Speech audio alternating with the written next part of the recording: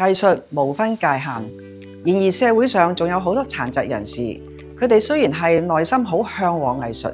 但係往往因為現實而只能夠望而卻步。自1986年成立以嚟，香港展能藝術會秉持住藝術同參與傷健共展能嘅使命，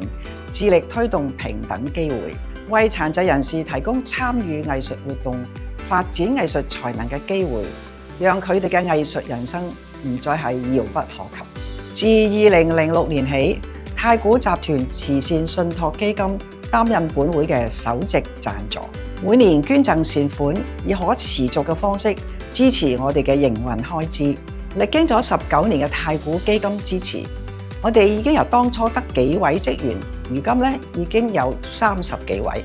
涵蓋咗唔同工作重點嘅一個專業團隊。期間，本會喺共融藝術發展方面獲得咗多項嘅里程碑同埋成就。我手頭上呢一本係2006年春季出版嘅 Swire News 特刊，當時就正式公布咗太古基金嘅支持。感激太古基金多年嚟嘅支持，令我哋能夠堅定不移咁樣履行我哋嘅使命，致力讓每一位殘疾人士都能夠透過藝術享受多姿多彩嘅人生，喺本地同埋國際舞台上綻放光彩。太古基金成為香港展能藝術會嘅首席贊助，快將20年。我哋好開心可以同佢哋有一個咁長遠嘅合作關係。協會深信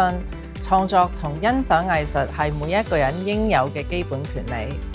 推動共融同藝術發展嘅卓越，令唔同能力嘅人士都可以喺藝術領域揾到自己嘅舞台。呢個信念正正呼應太古基金多元共融、機會平等同可持續發展嘅願景。